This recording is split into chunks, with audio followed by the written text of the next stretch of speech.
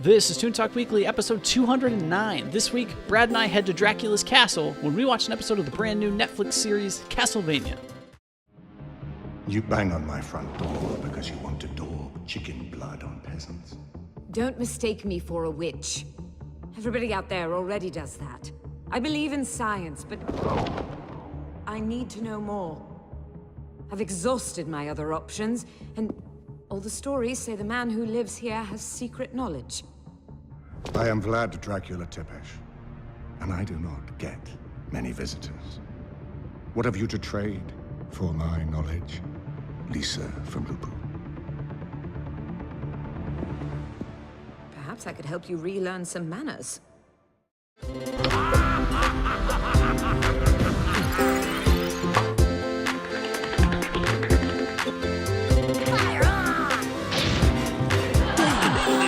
The day just keeps getting better. Boy.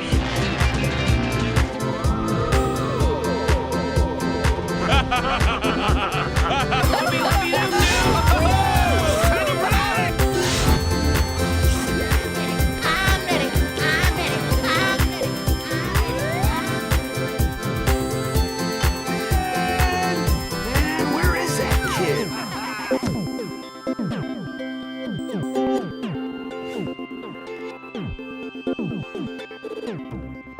Hey everybody, it's Tuesday once again. That means it's time for another episode of the weekly cartoon podcast, Toon Talk Weekly. That is, of course, this show. Thank you once again for joining us this week to chat all about some cartoons.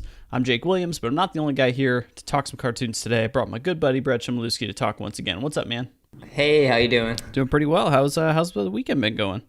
Yeah, it's been all right here. Yeah, it's No 4th of July to celebrate, so yeah. no weird holiday in the middle of there, and appreciate people checking out our episode on 4th of July because I know that holidays, man, like sometimes when I have those days off, I just go through a bunch of podcasts, and there's days when I completely unplug and don't listen to anything.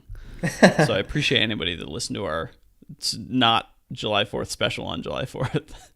Okay. Basically. This week, though, we're doing a brand new show. I think this might be the closest we've ever done. It's got to be real close. This or like Camp WWE or something else. This has got to be the closest we've covered a show to its release, to actually being able to see it. We're talking about the new Netflix series, Castlevania. Right, yeah. I'm a little hesitant to even call it a series, by the way. It's Well, it will be a series. There's only 4 episodes right now. Yep. But it seems like it's perfectly binge-worthy length, and yet somehow Slacker Jake over here still only caught the first episode, and from what you told me pre-show, I'm really missing out.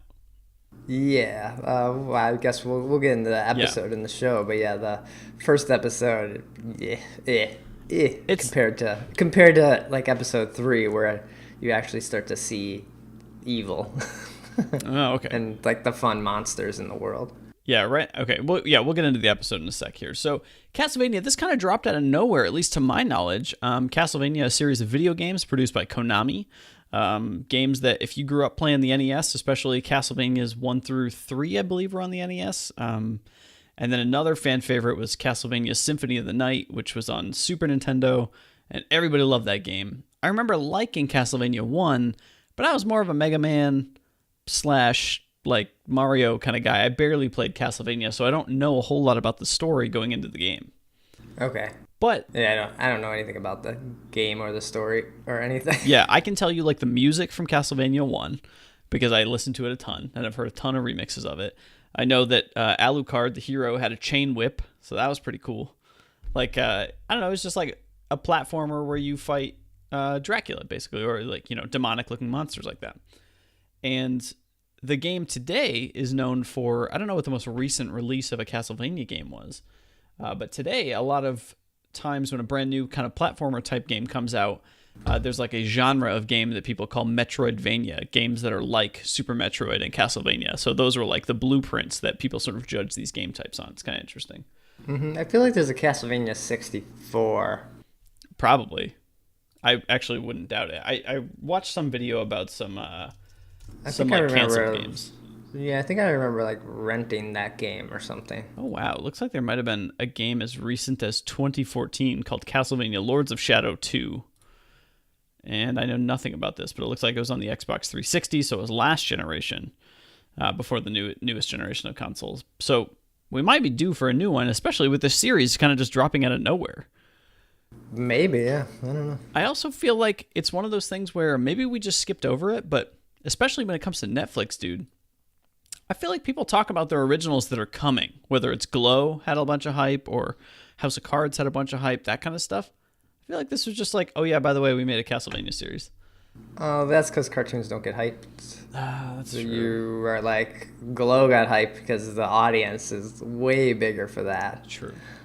Like they don't care if anyone is coming to Netflix to watch cartoons. Yeah.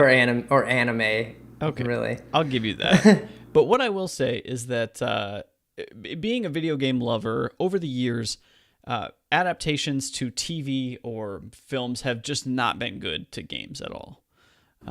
Probably, Brad, your most recent experience was the Warcraft movie last year. Right, yeah. And it's like, it's really cool as a fan to see it on the big screen and see a story told in such a cool, professional, awesome way. But when the story doesn't really connect, or you realize like, oh man, maybe I just really like the gameplay elements and not the story or something. Right, yeah. So it's not been too kind, but what I've dipped my toe into so far of Castlevania, I gotta say, man, it feels pretty cool, but I also I'm not a diehard Castlevania guy, so I couldn't tell you if it's true to the material or not. Right, yeah, I don't know. There was actually a funny thing, and you might know more of this backstory, but who knows how much they go over it in the series. One of the creators, I guess, at one point or producers of the of the Castlevania games mentioned that like they kind of had this internal timeline of where the games fell in the story in the world of Castlevania. But a system in the game was like Dracula comes alive every 100 years. And so at some point he was like, I kind of wish I didn't make that, because now we pigeonholed ourselves into like what year or decade or century these can happen in. Oh, yeah. Kind of 100 thing. years is a long time, yeah. So it's like if he dies in this 100 years, you got to be like, well, brand new heroes in 100 years. I don't know. So a little background on how kind of Castlevania came to be and kind of what we know about the series. As we mentioned, created by Konami, or by the games which it's adapted from. It premiered on Netflix on July 7th. So you guys are getting this episode on Tuesday the 11th. So it's literally 4 days after it came out, we decided to talk about it. This literally came out last Friday. That's crazy. Yeah, I know. It's crazy how fast or soon recent this came out. Yeah. I don't know, just like everyone was talking about it and they're like, yeah, this just makes the most sense. Let's do this. And it's like bite-sized length enough that you're like, okay, yeah, I'll throw that on this weekend, sure. Right, yeah. It was actually, dude, the day it premiered, it was renewed for an expanded 8-episode season that's planned for 2018. Oh, wow. So okay. already coming next year with twice as many episodes. Not twice as many. There will be 4 more coming in a couple weeks. Oh, that's why. This is just the first 4, and then there's 4 more coming. Oh, weird. Why did I think it was only these 4? Why did they do that? That's weird. I don't know, unless I'm mistaken. I thought it was. Don't they know their consumers, guys? We want them all dropped immediately, and we're gonna watch them all that day. That's funny. It was written by Warren Ellis and directed by Sam Deats. So there's some background on that. Maybe it is. Maybe I misread that, and it's 8 more in the works. Oh, for the second season? Yeah. Well, I guess maybe you'll know once you finish the 4th episode if it kind of closes itself off there. I feel like it's a story that just can end anytime. Really? It doesn't matter. Yeah. Okay. All right. A little bit on the production is that actually in March 2007, the writer Warren Ellis was actually working on a straight-to-DVD adaptation of Castlevania 3, Dracula's Curse, the video game, along with former Castlevania producer Koji Igarashi. The show is actually produced currently by Adi Shankar, who previously teased the production of the series in 2015. So I guess if you were a diehard Castlevania fan, you actually would have known this series was coming a couple of years ago, or that it was actually in the works, right? Mm-hmm. And I guess Fred Siebert and Kevin Cold of Frederator Studios also co-produced the show, and the series is animated by Frederator Studios and Powerhouse Animation Studios. So Frederator, I think Fairly Odd Parents is the one that always comes to my mind, but they've definitely done plenty of stuff recently.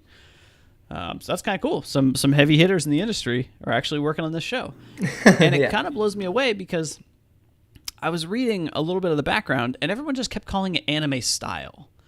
isn't this just straight up anime, dude? It's not anime style.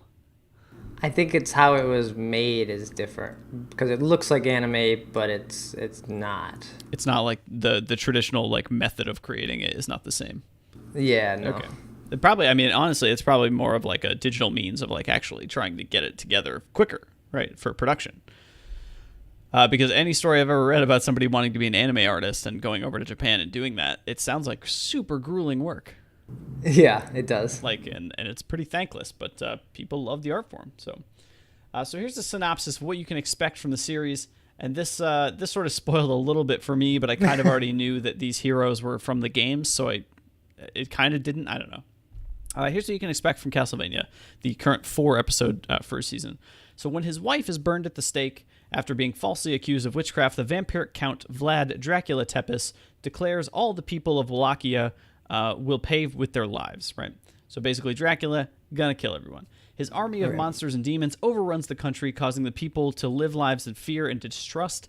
To combat this, the disgraced demon hunter Trevor Belmont takes up arms against Dracula's forces, aided by the magician Sifa Belnades and Dracula's son Alucard.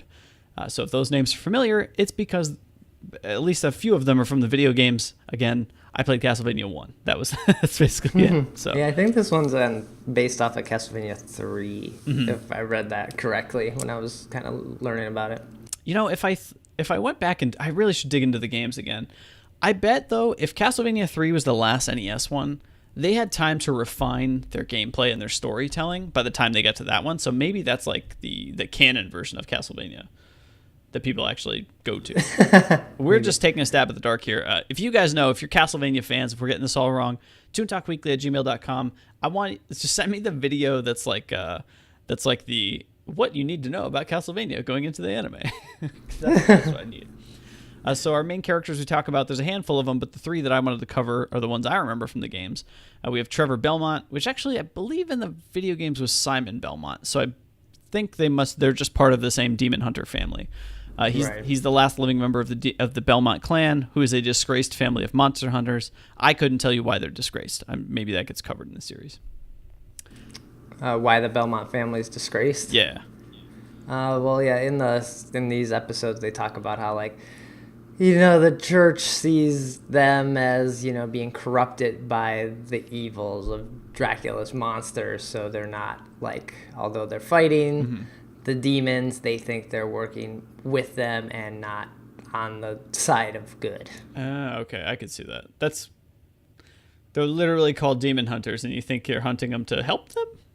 Not so much help them, just that they are corrupted. Gotcha. And they don't want them to go away because also that's what they do. True. So. Yeah, true. That's right. So that's kind of talked about in episode 3. Okay. We have Adrian Tepes, a.k.a. Alucard, who's the vampiric son of Dracula and Lisa Tepes, who's a character we'll talk about in this first episode. Kind of seeks to protect humanity from his father is kind of his goal. And, of course, the biggest main character that actually I felt weird feelings for in the episode that I saw was Vlad Dracula Tepes, who's basically Dracula in this incarnation of the show. And he swears vengeance on humanity after the death of his wife, which is really the episode that I'm going to talk about today, episode 1. It just really sets everything in motion. So Brad, I think you're going to help me fill in the gaps. We'll talk about episode 1, which is the pilot, which you guys can check out on Netflix. If you have a subscription, the first 4 episodes are right there. Dude, you're right. They don't get hyped either because even my, what's new, what just came out, Castlevania's not even on it. Yeah, that's because Netflix is completely broken, but that's a whole nother. We just, on the Netflix side, we tried to watch a movie the other night. You really cannot watch a movie, and we had to go to HBO because does Netflix have movies anymore? Not really. I think they really push their originals, that's for sure. They push originals and stuff you've already watched on Netflix, which is kind of funny. And actually, even the thumbnail guys on Netflix, if you're looking for Castlevania, it's not the cool art title that they made for the series. It is literally a screenshot from the game Castlevania that makes you think it's some documentary about the production of the Castlevania games in the 80s. And you click on it, and then you're like, what is this anime? What is going on? It's kind of weird. So Season 1, Episode 1 of Castlevania, the 2017 edition. This episode's entitled Witch Bottle.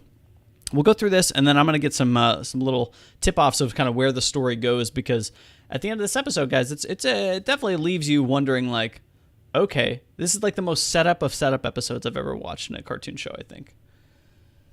We begin the story. We get Lisa Tepes. We get actually a human who's gone to Count Dracula's castle, which is this big, cool, awesome-looking, scary castle. Actually, some 3D elements in this, I believe. I believe the castle was actually a 3D model, it looked like, to go along with like the anime style of the show. She shows up and basically is not scared of Dracula at all. I think the typical Dracula story, right, is like the humans are scared of this every 100 years this guy comes alive and tries to eat us, so nobody just goes to the castle. And if you do, right, you bring garlic. Yeah, but he's not... I don't think the 100 years went into effect yet, right? I don't think so, no. Like, here he's just always alive. Yeah, and I believe, I don't know if it's so in this, again, send us an email, guys, if I'm getting this wrong. I'm pretty sure in the Castlevania, like, games or something, the castle can move. Like, he can just take the castle where he wants to take the castle. Yeah, he says that in it's from the series. Okay. Because he says, she's like, oh, you should travel. Oh, yeah. He's like, what, like walk around? I can just move this. This can go anywhere. Yeah. So, this is my... piloting castle. It's AI inspired, and I just let it take me where it goes. So she shows up at Dracula's castle, not fearing him at all, and in fact is actually kind of looking for knowledge. I guess we're to understand Dracula is some sort of immortal being, right? He is not a human. He is this demon that has this like power to live on, and with that comes the knowledge of all of the years he's been able to study and pay attention to things and actually collect all of this knowledge. So they kind of fall in love here. He realizes you're not here to kill me, and you just want the knowledge. You realize the power I have. And she also shows Dracula, in the first 5 minutes, you feel for Dracula in this series already. Yeah. Like, he has depth that I'm already, like, kind of conflicted about where the show goes. Because he falls in love with her and realizes, kind of like, she changes his mind about how he felt about the humans and what their purpose was. Right, yeah. Maybe they all aren't bad and evil and stupid. Right. Because like Dracula is used to, people just show up at his door trying to kill him. So we get a very quick montage here in the beginning of them meeting, of what you were saying, Brad, her trying to get him to go do human things. Like, what, walk like a man does? That sounds ridiculous. I'm not doing that. Right. And you kind of get their love, and instantly, cut to a year later, she's being burned at the stake for apparently being a witch. And I gotta say, this scene was pretty... The show, straight up, guys, is super gory. Sometimes almost like... I had like a flip-floppy feeling of like, yes, I get it should be like bloody and scary looking and all that stuff because of the material, but I also got a little bit of a feeling of like, it was unnecessary to go that far, like kind of like some teenager's first sketchbook like game job or something, and they just drew all these like, I want to draw this but bloody and like guts and stuff. Okay. So sometimes it was a little much, but I also had this thought in this scene. We get Lisa Tepes is actually being burned on a cross or whatever in the town square as like the bishop looks on and the whole town looks on. I had this thought, man, how far have we come, right? Like 2017, we don't just do that anymore. Thank God. What? Burn people at the stake? Yeah. At least in America, I don't travel. Yeah, you know, you could argue that we still like execute a lot of people in prison. So it's hey man, don't bring this down. It's not like people aren't hung and burned at the stake in the middle of town square, but there are a lot of people just killed for no reason. I guess I just had this dumb thought while I was watching this character in this TV show being burned at the stake for witchcraft, which is not a thing you search for anymore, because at the time, like you had like what the archbishop or people saying, well, I believe she's a witch, so she's a witch, and I'm in power, so you're just gonna listen to me. I'm like, yo, dude, we have the internet now. You can just Google if she's a witch or not, and it'll tell you probably. It'll say on her profile. Right. Anyway, it was a stupid thought I had. So she's being burned for being a witch, apparently, and the whole time she's actually telling Dracula in this scene, they don't know what they're doing, right? They're acting on the way they are. We have achieved sort of this higher knowledge, and we understand kind of not necessarily the preservation of life, but she just has this bigger understanding of kind of what the world is and what her place in the universe is. And they don't know what they're doing. But after she's basically dead, you get this crazy flame spirit Satan version of Dracula that's super awesome and kind of scary at the same time. Yeah.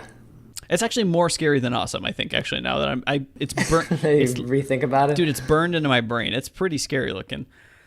And he gives everybody in the town the message. 1 year. You have, like, he's so furious that this has happened. You have 1 year to, what did he even want? He basically said, like, get your shit together, basically, or I'm not going to kill him. He wanted to know who was responsible for killing his wife. Okay. And no one spoke up. No one wanted to admit to this, like. Yeah. Vision, you take my wife and deny I even exist. I give you 1 year, Wallachians. You have 1 year to make your peace and remove any marks you have made upon the land. 1 year, and then I'll wipe all human life from the land of Wallachia. You took that which I love, so I will take from you everything you have, and everything you have ever been. 1 year. Even though the Archbishop's standing there going like, yeah, I could go for a drink now. That's fine. All right. And then once again, we get another cut to 1 year later, or just over a year later, or something like that.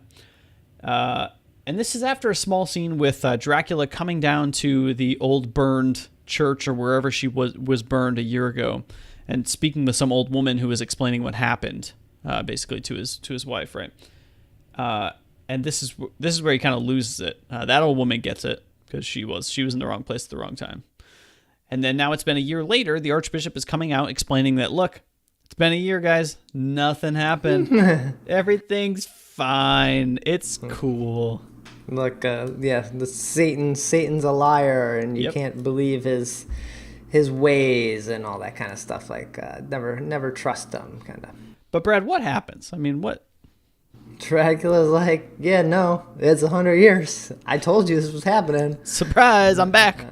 I'm a man of my word. Did you not put this in your calendar? Yeah. Shows up. We get like the blood rain.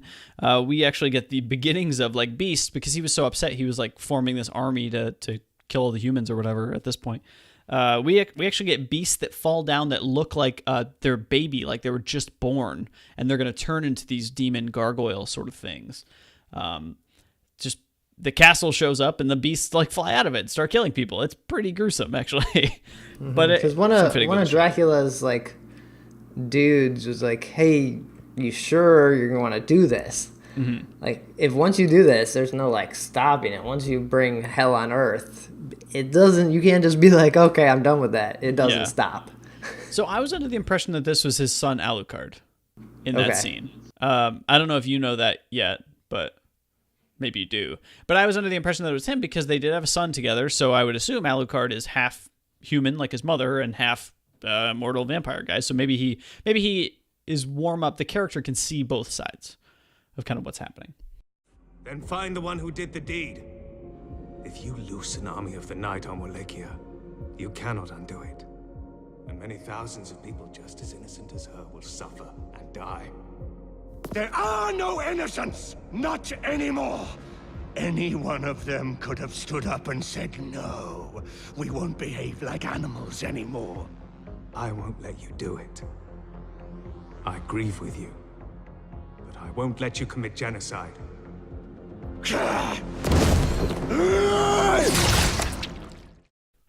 And the remainder of the episode isn't a whole lot. It's actually like, this is where it leaves you on a cliffhanger. We do meet Trevor Belmont in a tavern, just in some other town. And some guys are drinking in this tavern. They're just having a normal conversation. And one guy runs over and is just super parched, drinks a ton of beer or water or whatever he's given, and says that they're on their way. And it sounds like the demons, the monsters, are kind of on the way here. They might hit their town, they might not. And we get a shot of Trevor Belmont. I think it was brought up about him being Trevor Belmont as part of this demon hunter family. And that it just ends, dude. Like straight up, like all set up action. killed my wife. I'm mad. I killed a bunch of people. Now I'm just going to kill everybody in every town wherever we go across the country. Dracula has sent his minions on this mission. Then we meet Belmont. Cut to black. Netflix asks you to play the next episode. Like it's up real fast. So season 1, episode 1, Witch Bottle, guys, over on Netflix. You can check this out, of Castlevania. But Brent, I want to know a little bit more. You're not going to spoil it for me because I'm just going to watch it anyway, so I don't care. What do you like about? You're saying episode 3 is great. Where does the show go? What kind of where's the show go from here? So 3 is when you start to see some more of the demons. You get Belmont dude fighting like a Cyclops and kind of these whole like seekers or speakers people, kind of the speakers talking, or you learn about them a little more. So you get more of the world and you get to see like kind of how everyone's acting and how basically corrupt and unhelpful the church is, as you would expect. So yeah, I could see that. I also wonder, I hope it doesn't fall into the pitfall of what a lot of video game things do, which is like, or adaptations do, which is like try to fall into what is in the game and trying to get everything in there. Like, I don't want every episode to be fighting a boss from the game. That's stupid. He doesn't fight anyone in episode 2. Oh, okay. So, yeah, episode 3 just has him fighting someone. But I think that there's definitely some cool stuff that could go on with the series. Plus, now I think they've set up Dracula not to just be this crazy supervillain type of dude. You kind of a little bit feel for him because of the pain he has. So I'd imagine they have moments where they cut to him and what he's thinking and doing. And then also you're following the demon hunter. You're following, like, there's multiple characters to follow here of what's going on. I don't know. I haven't seen Dracula at all. What?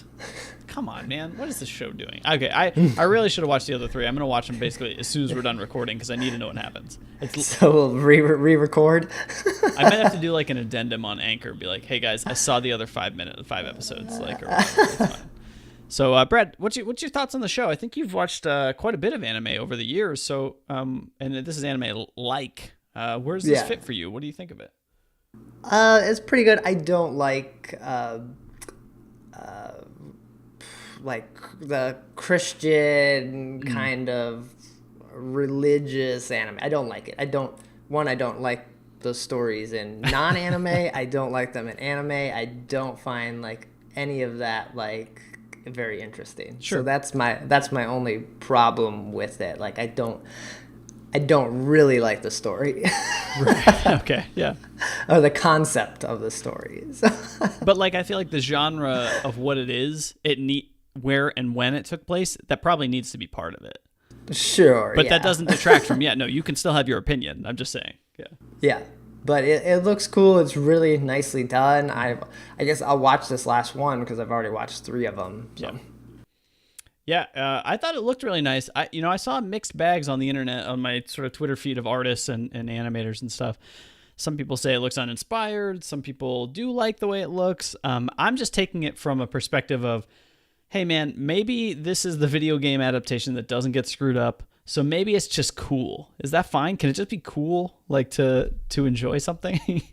Sure. I guess the style does feel a little retro, and it doesn't really push anything forward. It feels like, oh yeah, I've seen these characters before. I've seen this art style. Like nothing's very inspiring about it. Yeah, I do think that's, and with material like this that fits into that sort of like, angels and demons sort of vibe or feeling or motif in the show, I just kind of feel like you're going to get those sort of drab colors and like similar looking characters with long coats, and a lot of it's going to look the same, maybe. Yeah. But maybe because there's only one tailor in the town, guys, and he made all the clothes. They all look the same. I don't know. Think back to 1452 and tell me what happened.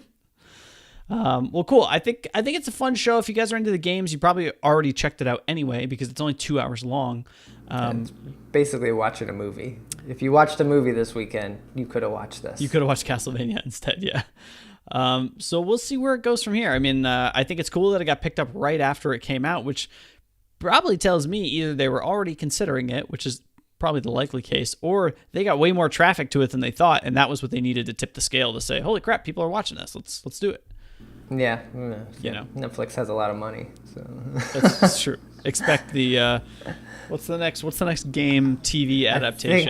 I think there's already Assassin's Creed one that is rumored. Well, they just had a film. I think it's already come out.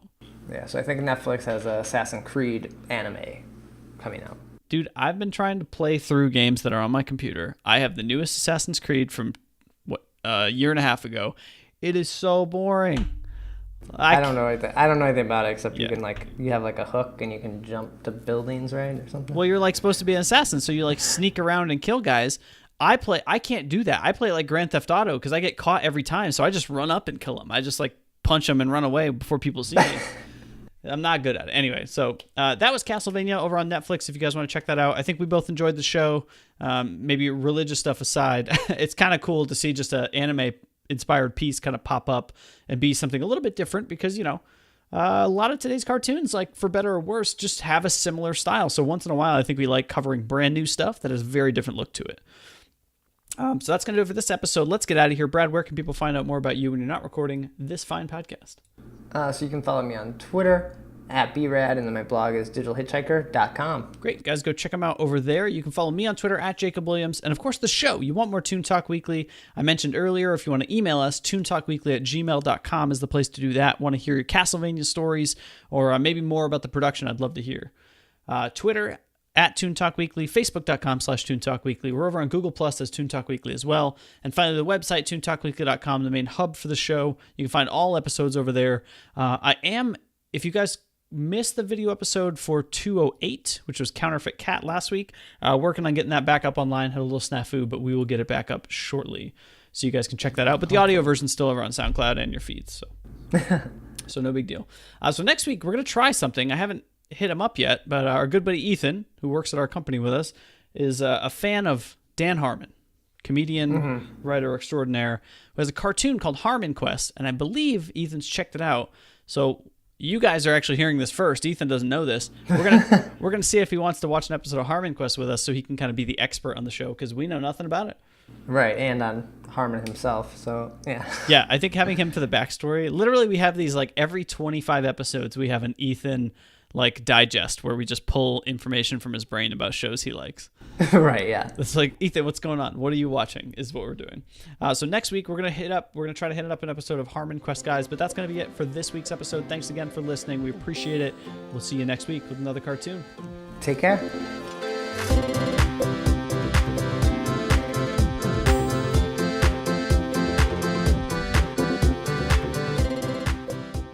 To learn more about the show, visit toontalkweekly.com or follow us on Twitter @ToonTalkWeekly.